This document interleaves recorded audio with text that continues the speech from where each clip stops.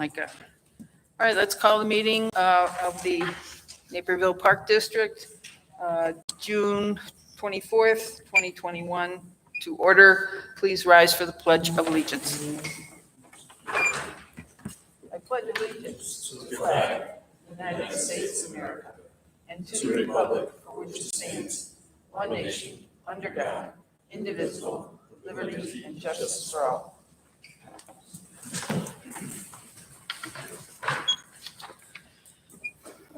Roll call. President Todd, Here. Vice President Gibson, Here. Commissioner Ansier, Here. Commissioner Janner, Here. Commissioner McBroom, Here. Commissioner Ruffing, Here. Commissioner Thompson. Here. Okay. Matters from the public. Do we have anyone who wants to speak? We have none. Okay. Now we have recognition. I need Chief Schindelbeck at the front. Yay.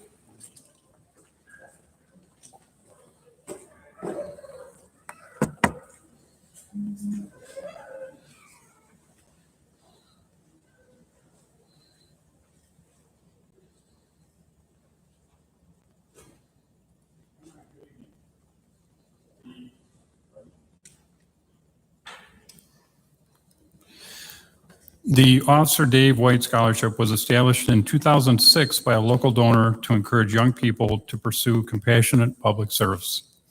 The scholarship honors Officer White, now Sergeant White, of the Naperville Park District Police, who, while on duty, helped save the life of a young person.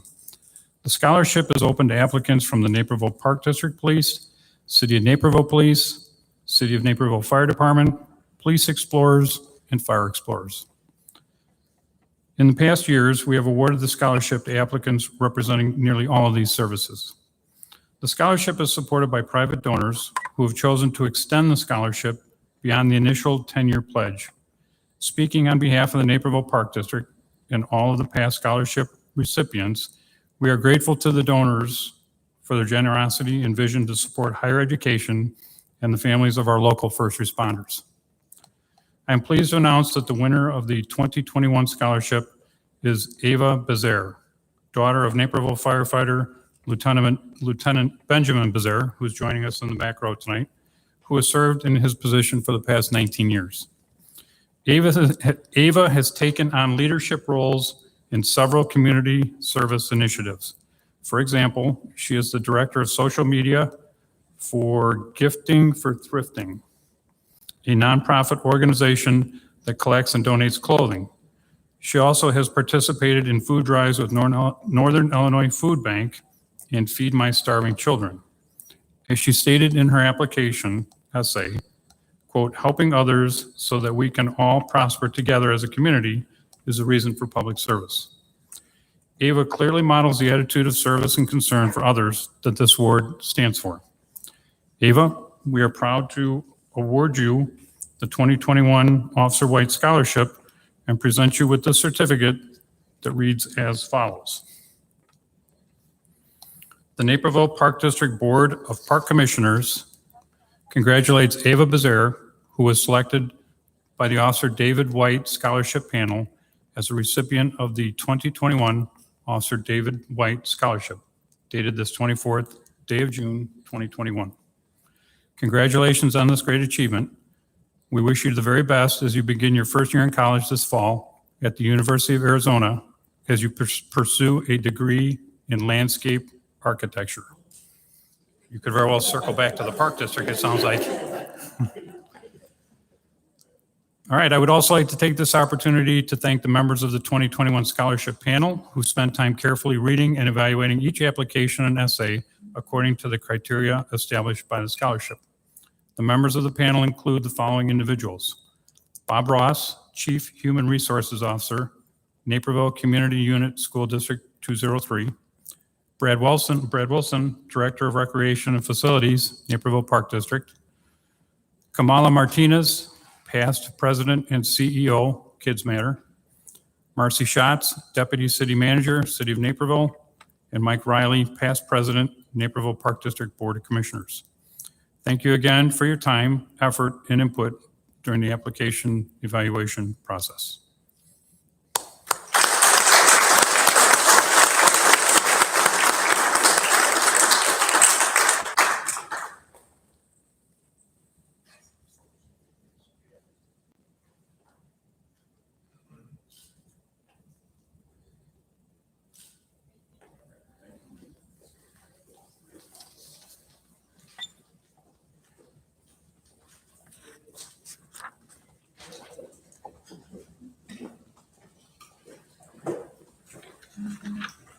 Okay, next up, we have the consent agenda.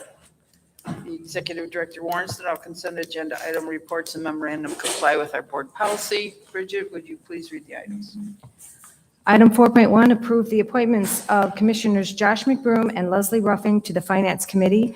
Commissioner McBroom to interim chair said committee. 4.2, approve the appointments of Commissioners Rich Janner, Leslie Ruffing, and Allison Thompson to the Legislative Committee. Commissioner Janner to interim chair said committee.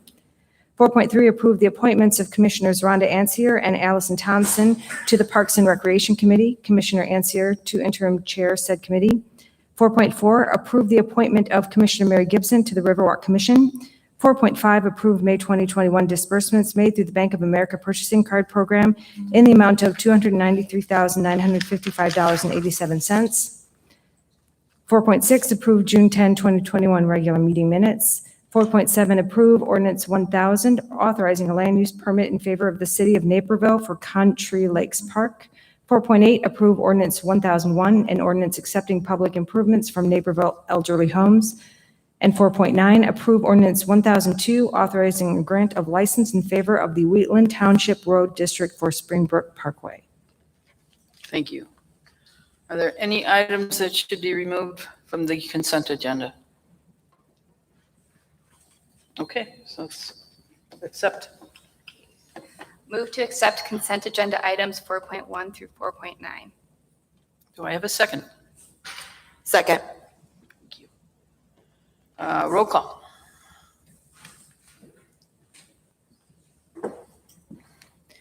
Vice President Gibson, Yes. Commissioner Ruffing, Yes. Commissioner Ansier, Yes. Commissioner Janner, Yes. Commissioner McBroom, Yes. Commissioner Thompson, Yes. President Todd. Yes. All right, move to approve. Move to approve consent agenda items 4.1 through 4.9. Need a second? Second.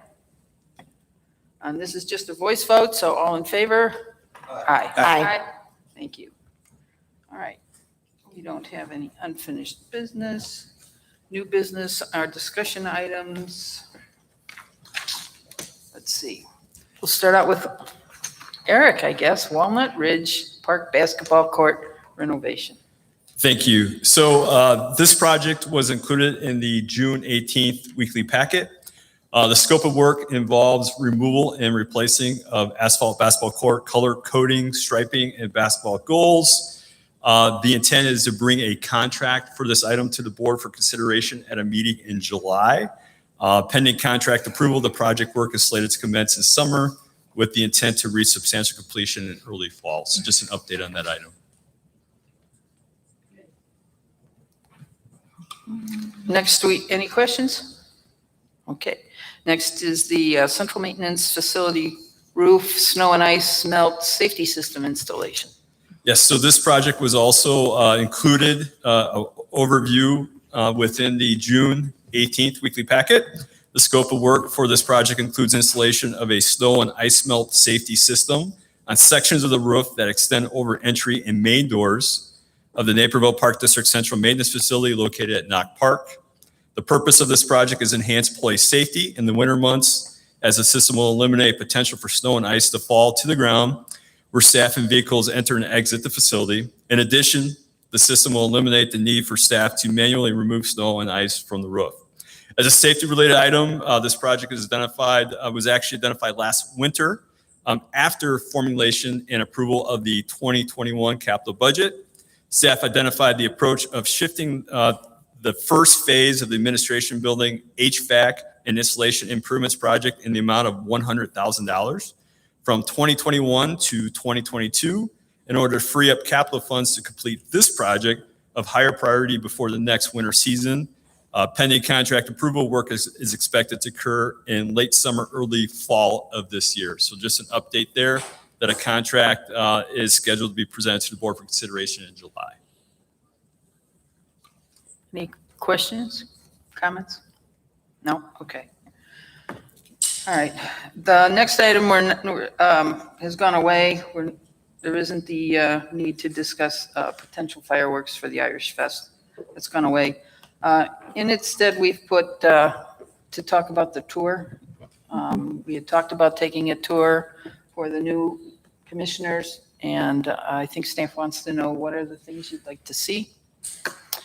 I was thinking, the maintenance facilities are a good thing. Get a good understanding of how they work. What other things you want? I'd be interested in seeing Sportsman Park and all that area around it. Okay. Other things? Staff had suggested shoreline restoration project at Brook Crossing. That's, okay. I think that's a good one. We'll be doing some of that. Things that are different one of the things that Mary and I did was a facility tour of Fort Hill, where I don't know if you know some of the, stuff that goes on in the background. If you're interested in that, we could possibly add that in. Yeah, and we want to prioritize, some of the things that you might not be visiting frequently. We don't have, we have kind of a limited getting everyone together. Yeah. Hopefully, we're thinking of Friday. If I'll send out some dates possible. Okay. Staff. Others? Knock Knolls, maybe there's some interest in Knock Knolls. Yeah, even Knock Park to go over what the new, Or Knock Park, well, Knock Park Well- maybe as part of central maintenance. And central maintenance houses our Sure. fleet department, our trades department, park police. It's Yeah. jam-packed. well, Knock Knolls is good too, because we're talking about making some changes out there. Anything else you can think of? No, I think the maintenance facilities would be my priority. I'd like to see that. Yeah. And So- timeline-wise, maybe later July, but well, whatever works for. You mean after the workshop in July? So the Might be second meeting? late, might be, well. I think we were thinking, A daytime. since the commission answer, Fridays are usually pretty good for Oh, you. Friday, yeah. So we just picked Friday, but it may not be good for all four of you. So I think what we'll have to do is just, let Bridget send out an email with some dates. And then we'll just eliminate and say, okay, this looks like the best date for all four. If it has to be, after, Oh, yeah. workshop, it might be a little late to do that by True. the time we get done with business here. Yeah. So we'll find a date. And that our- works. Well, let's start with the Friday. I think that's good. And if, late afternoon or early afternoon, whatever works best for you guys. I don't know if Josh and Rich feel like they need to attend this or not, but you're certainly welcome. Okay. And then I think the intention is that we would travel separately for the most part still, unless, I can't think we have used a trolley before, but I don't know if we're there yet quite, so. Is this a meeting? Would this be a meeting? It'll be a meeting, so we have to publish the itineraries.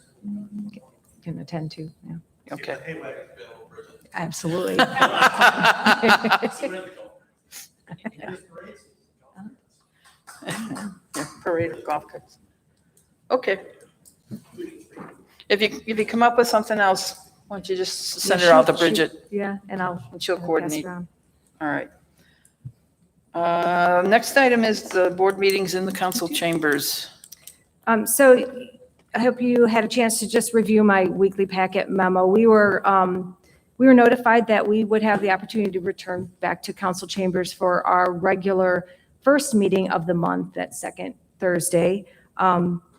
There's some logistics to work out. I think we can make it happen as soon as our July 8th. I'm only waiting on some pricing from NCTV. They would basically coordinate all the tech and the live stream. It's a very professional kind of package, and it does free up some staff time for setup. Custodial doesn't have to set up this room once a month. It was, I understand, about $100 a month, which is pretty reasonable for the most part. I'm waiting until Monday to find some pricing, and possibly, we might enter into some type of contract. We'll find out what exactly that would incorporate, but they would be able to, a couple ways to do it, live stream to our YouTube channel. So we're working on those logistics. If anyone has, would prefer we stay here, that's something to discuss, but I think we were pretty comfortable over there for the first meeting. What do y'all think? I would actually be curious, since, we're new, what the other commissioners think who've been on the board, like what your preference would be, if you prefer this facility or the other facility, because it sounds like the cost isn't that big of a concern. It's more of a concern of what we prefer. So I'd love to hear from you guys what you think. Yeah, so we're the Park District, so I would probably prefer to just meet at a Park District facility. I think years ago when we started meeting at council chambers, we didn't have the benefit of a facility like this. And also, it brings new people through our door. For example, we had the scholarship presentation today, and I walked in with those folks, and it looked like maybe it was the first time that they were here. And so it brings new people through the door. I believe the school district meets in school district facility, and the city meets in a city facility. So we're the Park District. I would just as soon meet here. I think this meets all of our needs from a technical standpoint. And again, Park District facility. I can only say we do struggle with the tech here, as to be as professional as what that presents, and the presentations. I think the more formal environment is conducive to, just the gravity of a nice presentation without basketball dribbling in the background, and we'd still be here the second meeting. So whatever your preference. I agree with Commissioner Janner, but I also agree the formal setting at council chambers is nice, especially when you're giving out awards. And I assume that the technology is easier at council chambers, right? It's been redone. It's pretty slick. Yeah, I'm thinking that, there's less work for our staff, the setting up and the amount of work that Omar and And Bridget have to taking put this in. room out of commission for another An entire day. revenue generating Yeah. day is, we have to have this room from 2:00 on Yeah. to get it set up. So I would be okay with going back to the council chambers and only doing, once a month here. If it's- Yeah, I'll report Ray, back. do you have any with preferences price. in your mind? I sound as silly there as I do here. So it's not going to matter which, I think the setting certainly lends itself to more of a professional look, feel, especially like you say, when people are coming in to do presentations, matters from the public, but, whatever way you all want to go, we'll make it work. I mean, it's worked here. Yes, it is a bit of work, for Bridget and for Omar to pull this all together, and for custodial staff. So we're kind of splitting the difference. Basically, if we did one here, which we will, the fourth meeting of the month, and did the first one at council chambers, seems to work. Yeah. It's worked in the past. And the city does not charge us a fee. They do charge other outside groups. So we kind of got that collaborative agreement going. Okay. So that $100, that would be the TV, the technology fee then? Yep. Okay. They do I a know you nice. said that was an yeah. estimate too. They do a so. really nice job. They, they have all the camera angles. They do have subtitles. You'll have, if whoever's speaking, they put your name on and they also have a government, they live broadcast on a channel on cable TV. I don't have it, but NCTV. I know that they do that. So there's some perks. Historically, have we seen any difference in community participation for the meetings where we were at City Hall versus here? It depends on what's on the It's agenda, the but we topic. do, the presentations can attract. We have Cub Scout or Eagle Scouts. We have, we try to schedule those on the more formal, on that first meeting. Yeah. That's, I would say the council chambers can probably accommodate more, visitors. Yeah. You know, the seating is more, yeah. theater type. So. Yeah. Any preference, Leslie? Any thoughts? I'm sort of in the camp of doing what's going to make the staff's lives easier. Okay. And then all these folks can just, I'm assuming, walk over rather than having to drive after work. I guess this isn't They've really done after that. work, is it? Yeah. Rhonda? It sounds like a nice balance to kind of have one there and one here for all the aforementioned reasons. Okay. All right. I can see it both ways. I like the thought of using our own facility. We've got this beautiful building. And I like the thought of saving $100 every month. But if we're also using staff time and tying up these rooms, Yeah. you know, I could see that could be a wash economically. Yeah. So I could go either way. Allison? Yeah, I'm kind of in the same boat where I like the idea of the 50-50 split. So, and I also like the idea of, like Commissioner Janner said, of being in our own facility and bringing people. But I think doing the 50-50 split does get us both, and it does free up, poor Bridget and Omar from having to haul everything Yeah. out and do all this. Yeah. So, Well, let's go with the 50-50 split, right? And, if for some reason we find that it's not conducive, we can always rethink it and bring everything back here, but let's Yeah. give it a go. And I put out a calendar and set up the schedule, toward the end of the year. And if you change your mind, we can adjust then. Yeah. All right. We got that one done. All right, the last one is Community Survey Committee. I asked for this one to be put on. I was thinking, since we are going to be doing a community survey, usually there's a lot of, there's questions that come from the board and so on about it.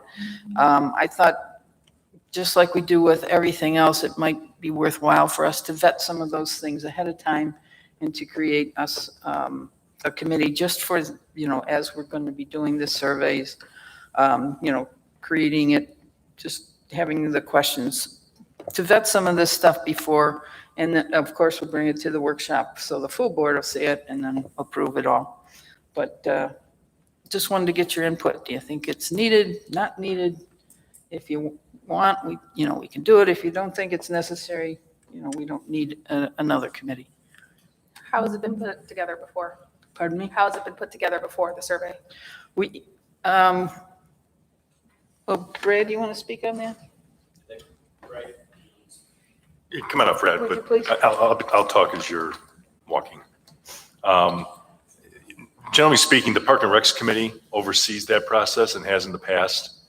So they're like the oversight. And then once we vet the questions, then we bring it to a workshop to say, does this work for the full board? But we always had in the past at least two commissioners involved in the process of putting that together. That's correct. And yeah, that's correct. It's typically worked through the Parks and Recreation Committee to begin with, but then there's input from the entire board. The entire board does get an opportunity to review the draft of the survey and provide input on the questions through that process.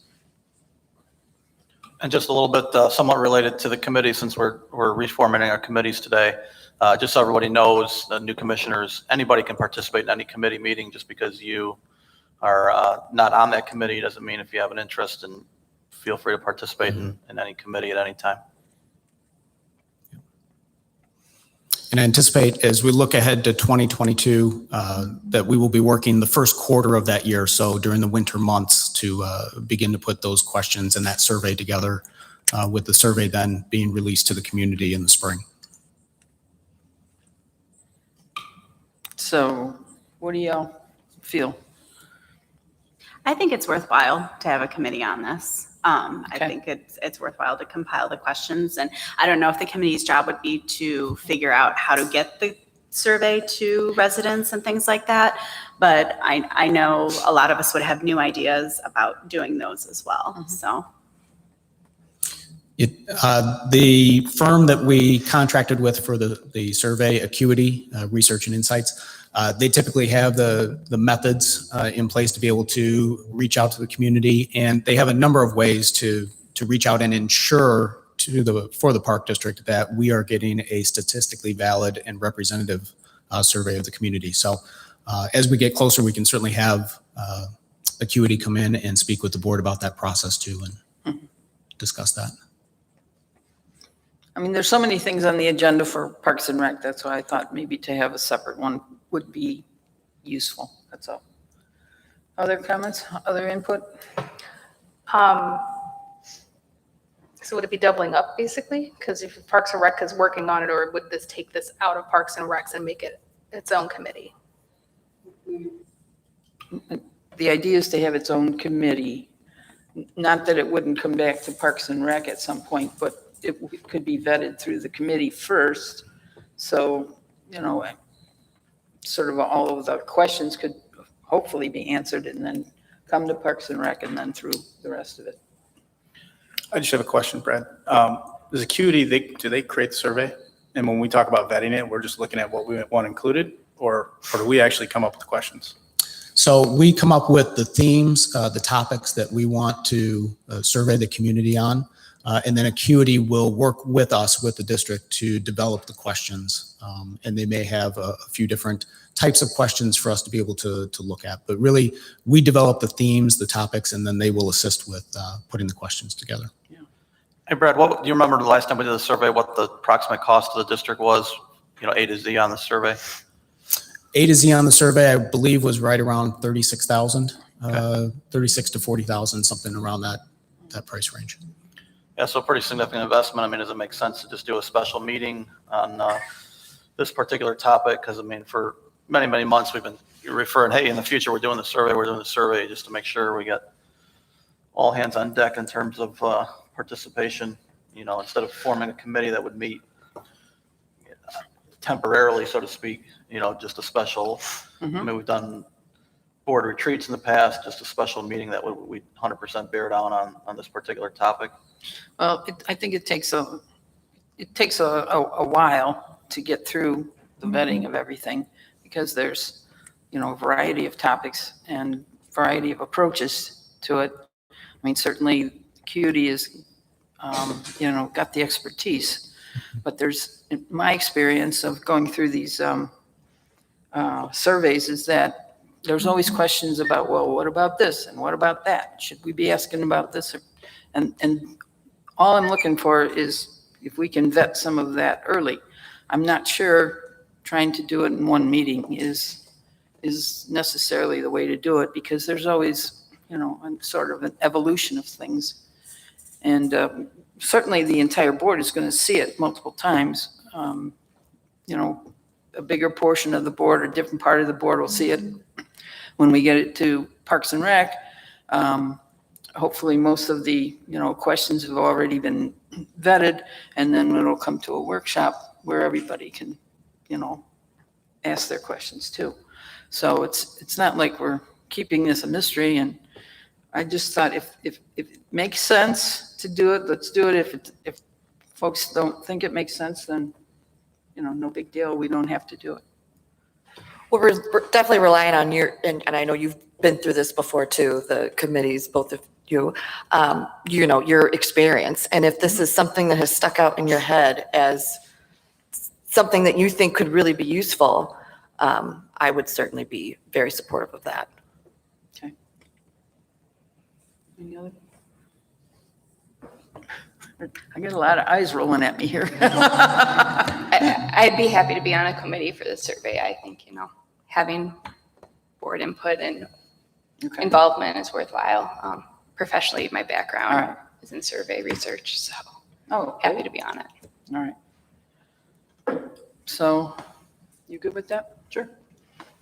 All right, so we'll, at the point that we're ready to start working this survey, then we'll put together a small couple members of the board to assist you.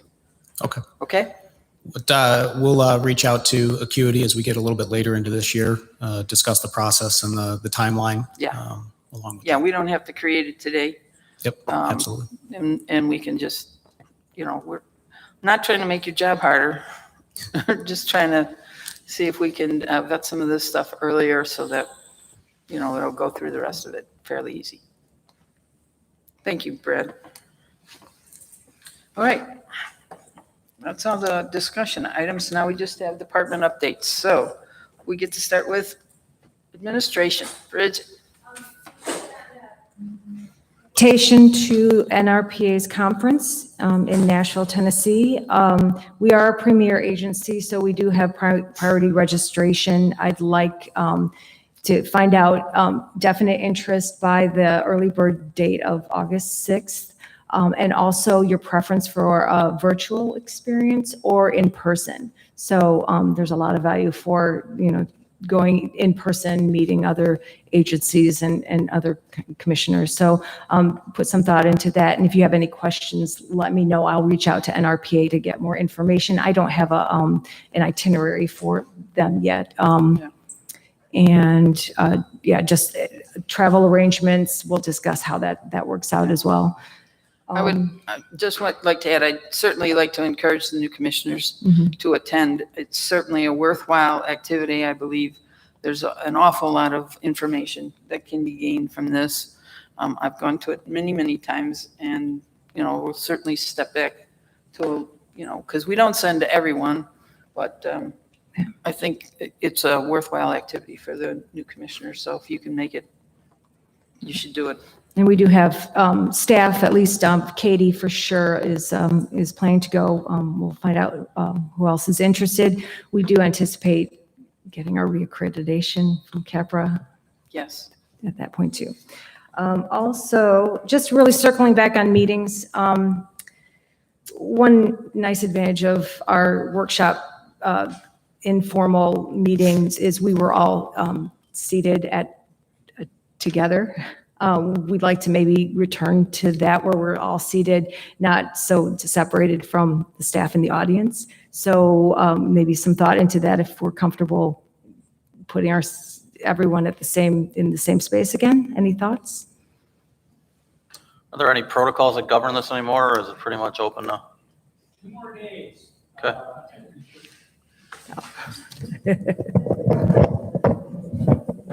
The governor's orders expire coming up here end of the month. There is no indication as to what he's intending to do, but we're all assuming that he's going to let them expire. So then we go back to all the old rules. Capacity limits are out. We don't have to worry about capacity limits unless we want to impose them on ourselves. So I'm just talking about requirements from a jurisdiction other than ourselves. But no, there's no capacity limits, no distancing. If anybody here isn't vaccinated, then they're supposed to wear a mask and stay 6 feet apart. So you can let Bridget know that, and we can try and make that arrangement. But other than that, no, there will be no more any sort of limits going forward. Thank you. The only difficulty I might see is how we live stream and capturing the audio with just a limited number of microphones. So we can discuss that. Okay. And finally, we do a triennial review of our board policies, and we need to wait until any new board members were seated. So I think we can, with your agreement, get that started. I will do a review of them. Just look for anything that stands out in my mind that you'd want to pay some attention to. But I'll have that a draft available in the next couple of weeks for board review. Any questions? All right. Finance. Sue. It'd take me longer to walk up there than That's unusual. Right there. Let's just make a.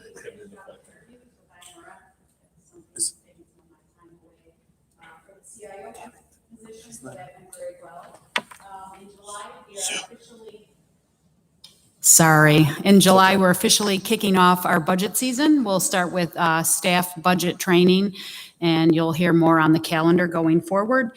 And lastly, with all of our facilities open and cash and credit cards flowing through the systems, we're starting our fraud prevention program, which sounds very fancy. It starts with just surprise cash audits that finance does throughout the district at our facilities. We'll do several of those throughout the year. And it, so far, so good. What we've tested, everything is in order. Any questions for Sue? Okay, Thank you. all right, golf, Kevin. Thank you. A couple of quick updates from golf. Courses continue to be busy as summer is now in full swing, and with the restrictions behind us, our courses are now back to a more traditional schedule for our events and our programs. Tournaments have been a big draw for our courses, and unfortunately, the pandemic last year in 2020 canceled most of our tournaments. But for 2021, we have a full schedule of events. Our Brooks Tournament Series includes championships for men, women, juniors, and seniors. And the next 2 months, we will be hosting our city championships, with July scheduling the junior amateur, followed by the men's amateur. And then in August, we have the Glen Eakey senior amateur and the women's invitational. Signups for these events have already begun, and we're expecting large fields for each one of them. Golf rounds and revenues continue to surpass our budget expectations. Our year-to-date revenues through May 31st had overall revenues 55% ahead of budget. June is continuing our strong results, with either course right now either surpassing or right at our June revenue budgets, with just under a week remaining. So even despite the poor weather forecast for this weekend, we should be in good shape again for June. And finally, our courses were fortunate enough that we got through the catastrophic storm this past weekend with no major damage, and everything remains in good shape overall. That's good. Any questions for Kevin? Okay, Thank you. thanks, Kevin. Human Resources.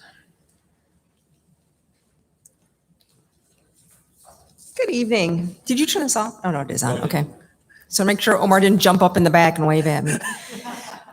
So the district concluded the 21 CAPA reaccreditation virtual visit earlier today. We were first accredited back in 2011. This is the second time we've sought reaccreditation. Our visit team included peers from Missouri, Kansas, and Texas this go around. Typically, the CAPA visitors travel to the community that is seeking accreditation, or in our case, reaccreditation, and review the materials on site.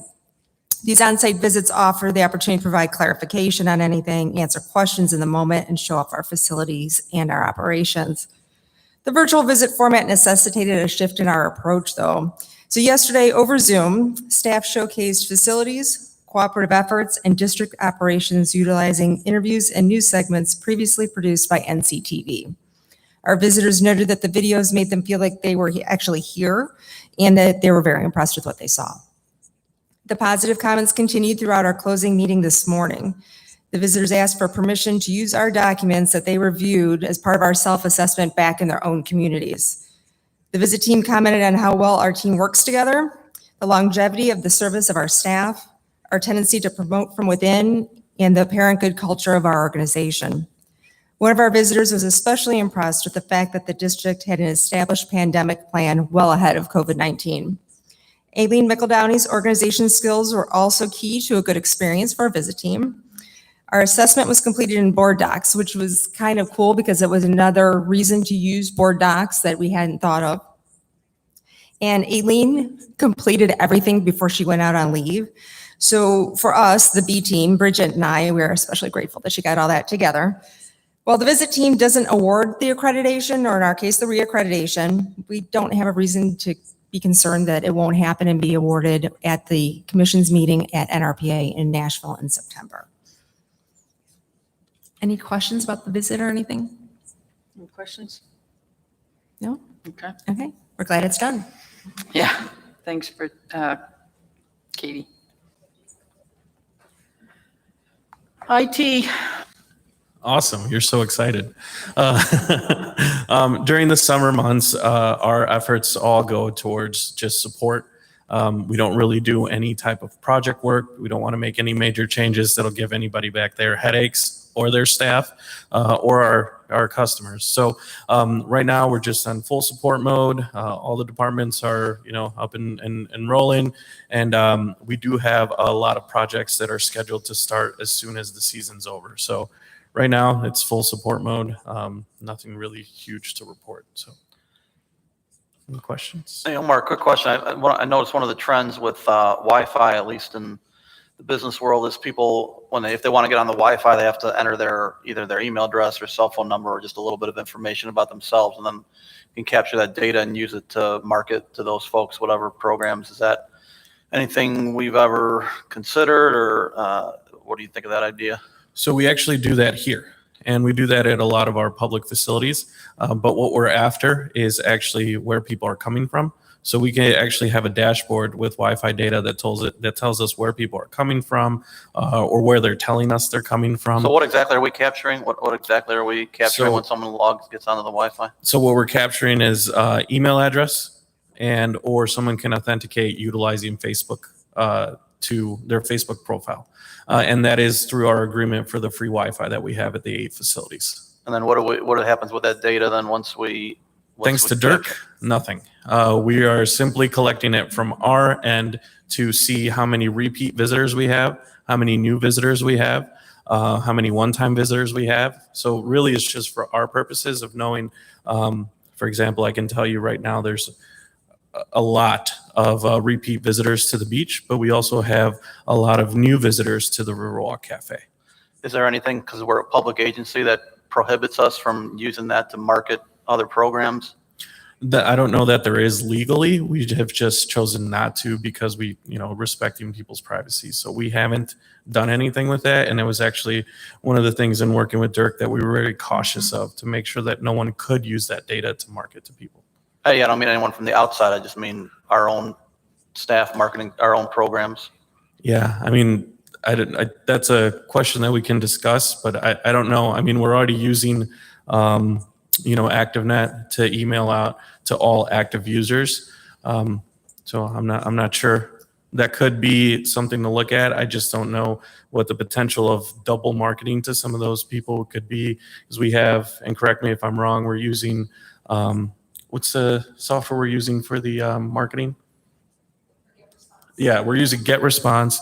On top of that, we're utilizing the ActiveNet registration software in there as well. So let's say we have a roster of parents that have already registered for something, then that's the information that we use to remarket to them.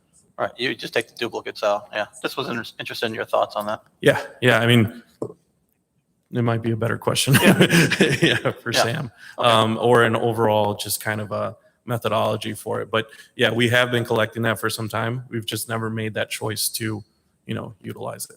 Sure. Okay. Thanks, Omar. Yeah, no problem. All right, Sam, marketing communication. Thank you. And just to kind of close the loop on that last discussion point, so the data obviously certainly is there. It's something that we've talked about as far as reviewing what kind of data comes through from IT. There are a lot of other ways, like Omar had mentioned, that we've got data. So it's just one of those things as far as prioritizing and what we're looking at and how we're using it. So we are using other data sets right now. It's something that we can continue to look at, though, for sure. So I have a few updates tonight and a couple of show and tell items. I did put a couple of things at each person's place there that I'll get to in a minute. But I'm going to start with sponsorships. So I've got some good news, and I like to provide the board with an update at least monthly to kind of let you know what's going on with regard to sponsorships, and things are going in a really good direction. So through the month of May, we are at $215,670, and that includes sponsorships, advertising, and in-kind donations. And this is a 15% increase over 2020 and a 4.4% increase over 2019 when we were at 206,000. And 2019 was a really good year for us. So we continue to see really good progress in that direction. And as we continue to add on more inventory for the sponsorship program in our parks and facilities, we're going to continue to see that number grow because we're just seeing more and more interest in what we're doing, which is great. So on to the couple of show and tell items. We welcomed back our seniors to the RCC and to drop-in programs earlier this month. And yay, for sure. And this particular panel car that I've got here is in all of our facilities, and it has been flying off the shelves. People want this information. They're very hungry for it. So we're going to continue to produce something similar to this and put it in people's hands and give them the information they're looking for. So I wanted to share that with everybody. And then secondly, I've got this nifty little resource guide, which is kind of the second iteration. So the first iteration, it's called our new resident guide. And what we've been doing over the last several years is producing a new resident mailing. And it started off I don't know, 8, 9 years ago as an envelope with different flyers and just information, promotional items about the park district. Then we moved to a nice mailed piece that had a lot of coupons, but didn't have a lot of additional information. So now we've got this new resident guide that we are sending to new residents using the tax stamps that we receive through the city. And it has coupons in it. So it not only provides new residents with kind of the nice quick hits, basic information about the park district and how to get involved, and also some free offers that people can enjoy and experience the park district. So then the idea was, this is such a great resource. What if you lived here for 10 years and for whatever reason you really haven't used the park district? It's a great opportunity to get this in other people's hands too. So we sort of rebranded the beginning of it, calling it a resource guide as opposed to a new resident guide. And we don't have the coupons in it, but it's still the same great information. And this is in our facilities as well. So really looking forward to continuing to push this information out to the community. I think it's especially important now that we don't have the program guide hard copy, that we're putting it in people's hands. I think we're kind of at a nice balance where we've really done a lot more digital things in the last year, but still important to supplement with hard copies. So just wanted to share that as well. Yes. I have a question. I know you said these are available in our facilities. Are there any other facilities around the city, like libraries or something where people can get these? Absolutely. So the city of Naperville is great with letting us share information there. The library also is wonderful, a great partner of ours. They've got a little bit of limited space though, so they're a little bit more, they've got more regulations as far as what they'll provide for us. But yeah. Awesome. Thanks. Yeah, absolutely. Any other questions? I was just going to make a comment. I think with everyone being away for, say, a good year from our programs, I think this is a real good approach, real good idea to remind people of the things that we do have to Thank help you. bring them back. I should also mention too, we do have a webpage that we set up, which is napervilleparks.org/welcome. And that's something that we're using as we've been looking at people setting up new accounts through ActiveNet. And that's going to be part of the marketing process as far as directing them to that page where it's got the resident guide. So if someone's not even interested in the hard copy, they just want to do the flipping book, that's great. There's also the program guide on there, our Park It in Naperville campaign, and some other key things that people would want to know about the park district. Sorry, Yes. another question. What about, have we ever considered outside organizations like Caroline Clubhouse or, I'm thinking particularly for the senior programs? Oh, sure. No. And we do share that information with Caroline Club because we actually are advertisers in their newsletter and we do share our information with them already. Okay, thanks. Sure. Anything else? Any other comment? Okay, thank you. Okay. Park Police, Chief?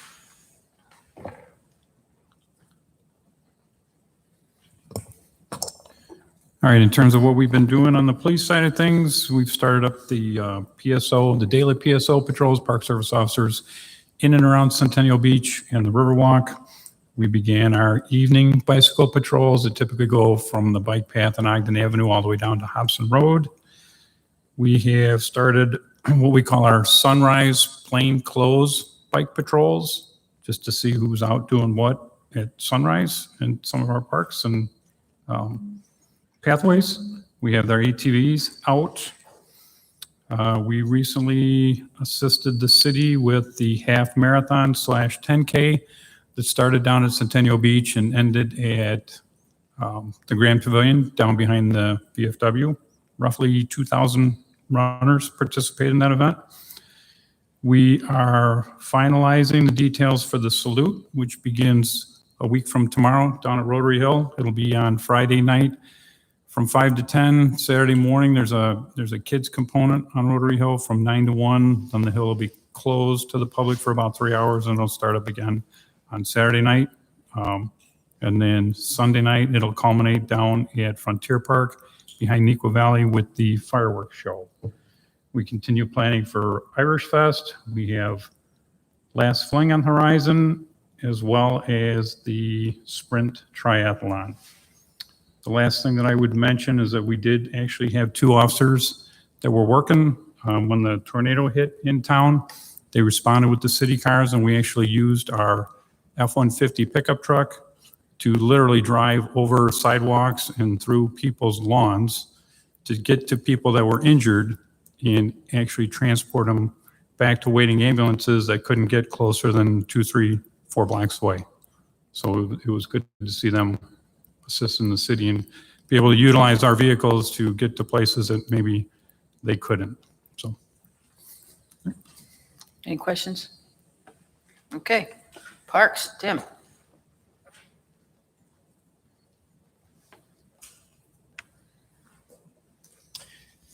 So I'll just jump into the major event of the week, Sunday evening's tornado. So despite leaving a path of destruction behind it, for the most part, damage in our parks could have been much, much worse. We had significant tree damage at 3 locations: Winding Creek, Eagle Park, and Campus Greens. We'll also need to do a fair amount of cleanup at Baileywood Park. We're finding that looking like it's more branches rather than limbs and snapped tree trunks. Outside of a broken park sign at Campus Greens and a crushed set of bleachers at Winding Creek, so far it appears that the only significant damage was to the trees within the parks. That being said, I don't want to minimize the impact the cleanup has had on staff. Staff from all 3 parks divisions and from trades have been working together on the issue all day long for the past 4 days. All 3 tripper trucks, our bucket truck, about 15 to 16 staff members have been working to remove all of the debris. I heard back from staff today that the hazards at Winding Creek have been removed. And just before this meeting, I was able to stop at Eagle Park and Campus Greens, and it looks like that we're in a pretty good position there as well. And by that, I mean there's still plenty of branch piles to chip. There are giant logs to be hauled off or try to run through our chipper. But we're hoping to have most of those areas finished off by the end of the weekend if the weather cooperates. So other than that, out in the parks, the hot, dry weather has caused mowing to finally slow down a little bit. We're transitioning to tree work, mulching, project work, and special events. In the last couple of weeks, we supported baseball and softball tournaments, the marathon, kite fly, concert in your parks, and our lunch hour entertainment event. And there's a couple quick hiring notes. We were recently able to fill our full-time fleet position. And after a very successful 19-year run, our Central Parks and Fleet Operations Manager, Carl Gora, is moving on from the district. He'll be leaving very big shoes to fill, but we'll be working on filling the position as soon as possible. Any questions? Thank you. Thank you. Planning and Development, Eric. Thank you. So I just have a very brief update tonight. Planning Department staff, they're working on the development formulation of the 2022 capital budget. Also, we're getting ready for the 2022 capital projects open house. Last year, we started with an online format due to the pandemic, and we received the most amount of participation ever. So we really identified that's the key way to reach our stakeholders, our community members throughout Naperville.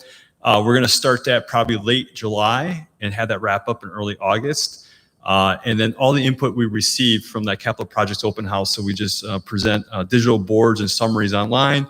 We take the feedback, we share it with the board in a weekly packet. And also we consider the input in development of capital project designs and cost estimates in preparation of formulating the 2022 capital budget. So just a quick update there.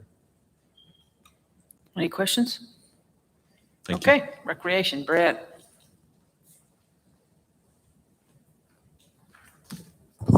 Thank you.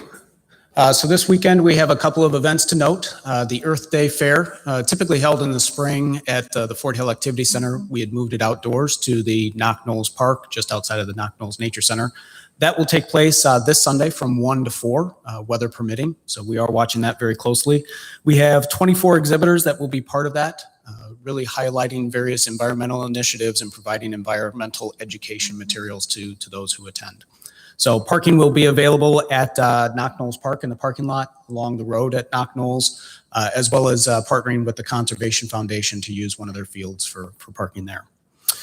Another event, which you've seen some communication about, is this Sunday evening, the Concerts in Your Park, which happens to be at Meadowglens Park, really in the heart of where some of the greatest devastation took place with this past week's tornado. So we look forward to having the event where at 7 o'clock a band will play and certainly provide some great music and relief for those residents in that neighborhood to be able to come out to the park and enjoy an evening. So again, we hope that the weather will hold out for that and we can get that in. Our program registration to date, through winter, spring, and summer, we are at 74% of the total numbers that we had seen for the same time frame in 2019, with over 30,000 program registrations to date within our programs. The two areas where we're seeing the greatest surge right now is with our day camp programs. I should say summer camp programs in general, whether it's day camps or athletic camps, as well as with our aquatics programs. Both of those areas have actually already exceeded the numbers that we had seen for the entire summer in 2019. So there's certainly a very high demand and families looking to get their kids involved in activities. And so we are working as quickly as we can to make sure that we have the staff in place to be able to accommodate the additional numbers. And we look forward to continuing those registrations. The areas where we've seen the lowest registrations compared to 2019, really it's not a surprise. It's in our active adults and seniors area where we've had very limited programs that are in-person programs up until recent weeks, as well as special events, which includes the Magical Starlight Theater production that was not able to take place in the winter. As Sam mentioned, the drop-in programs for the seniors have resumed at the Alfred Rubin Riverwalk Community Center. They've taken place now for a couple of weeks, and we're at about 70% of the normal participation that we see within those programs. So we're excited to have the seniors back, and we expect that that will continue to grow in the coming weeks. Centennial Beach the start of the season has gone very well. Up until this past week when the weather kind of turned opposite on us and brought a lot of clouds and rain, we were averaging about 1,500 visitors a day, which is on pace with some of our higher recorded attendance seasons. And especially to have those types of numbers in early June really is a nice start for the beach season. Overall beach membership sales, we have over 6,800 individual passes that have been sold thus far. When we compare that to the same time frame in 2019, that's actually 600 passes ahead of where we were 2 years ago during what would be a typical season. And our overall beach membership revenue has also exceeded our full year budget at this point by about $60,000. So we had budgeted based off of a 3-year average and anticipating about 75% of that. And as you can see, we're well beyond that. So really a very nice start to the season. Staff has been doing a great job there. And once we get through this rain, I'm sure that once the sun's back out, people will be back out at the beach.